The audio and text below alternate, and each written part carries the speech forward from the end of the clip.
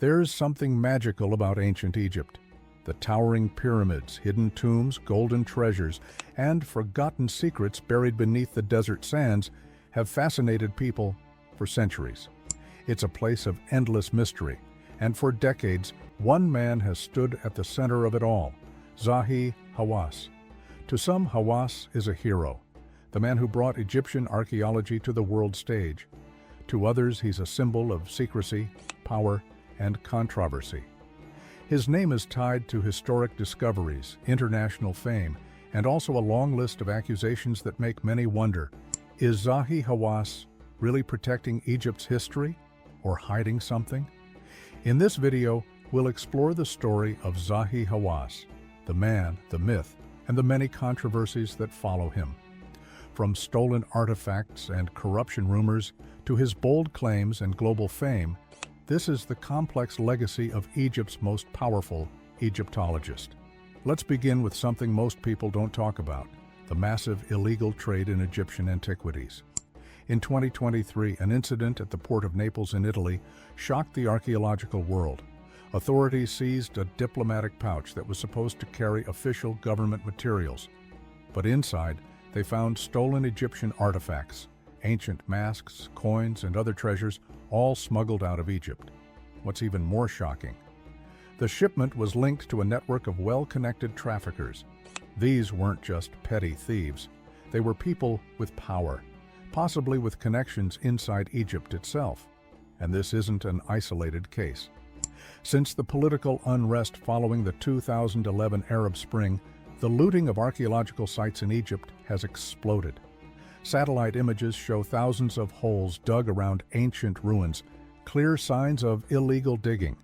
Experts estimate that around $3 billion worth of artifacts have been smuggled out of the country in the last decade alone. So why is this happening? Egypt's political instability after the fall of Hosni Mubarak left many sites unguarded. On top of that, looters began using social media, especially Facebook, to sell and trade stolen artifacts. Entire groups popped up where rare pieces were posted like items on eBay. Worse still, there are serious accusations that people inside the system, inspectors, police, even military personnel, are involved. While Zahi Hawass has denied any knowledge or involvement, anonymous insiders claim corruption runs deep.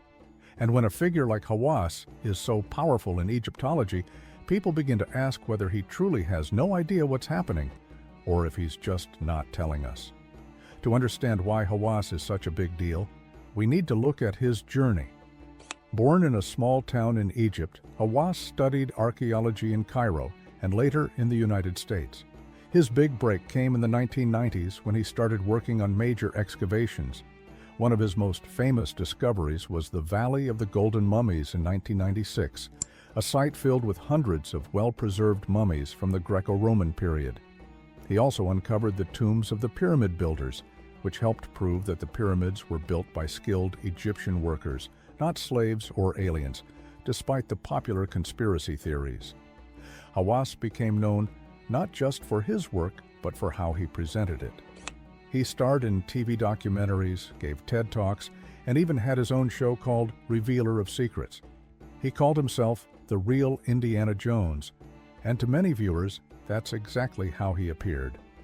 A passionate explorer bringing ancient Egypt to life. He also took a strong stand against myths. He openly mocked theories about aliens building the pyramids and dismissed claims of supernatural powers linked to ancient artifacts like red mercury. His efforts helped push back against sensationalism, but ironically, Hawass himself was often seen as a master of drama and mystery. Despite his accomplishments, Hawass's career has been surrounded by controversy. One of the biggest debates in recent years centers on his claim to have found the mummy of Queen Nefertiti. In 2021 and 2022, Hawass announced with great excitement that he believed the famous queen's remains had been located, possibly in tomb KV-21A or KV-21B in the Valley of the Kings. But here's the problem. Hawass never provided clear DNA evidence, and scientific papers confirming the identity were delayed or never released. Critics accused him of making bold claims to stay in the spotlight while avoiding serious peer review. To this day, many experts are still waiting for solid proof. Another major scandal involved the Great Pyramid of Giza in 2013. A group of German amateurs entered a restricted area inside the pyramid and stole samples of the Khufu cartouche, a mark that identifies the pyramid's owner. They posted their findings online, questioning whether the pyramid was really built by Pharaoh Khufu. At the time, Hawass was accused of giving them access. Though he denied any involvement, some believed he used the event to silence critics and regain control over Egypt's historical narrative. And then there are the corruption allegations. During Egypt's revolution, Hawass briefly lost his job as Minister of Antiquities. He was charged in 2013 with corruption linked to his ties with the Mubarak regime, though the charges were later dropped. Still, his reputation took a hit. Some fellow Egyptologists criticized him for monopolizing the field, making it difficult for others to work or publish without his approval. They say he controlled who got access to sites, funding, and media attention. Even his commercial ventures sparked backlash. At one point, Hawass launched a clothing line inspired by Indiana Jones. People accused him of turning Egypt's sacred heritage into a fashion gimmick. And then there were his religious comments. He once suggested there should be just one call to prayer broadcast across Egypt instead of the traditional multiple calls from various mosques. That statement offended many Egyptians and religious leaders, who saw it as a disrespectful attempt to interfere with cultural traditions. Despite all this, Hawass has also had real success in protecting Egypt's treasures.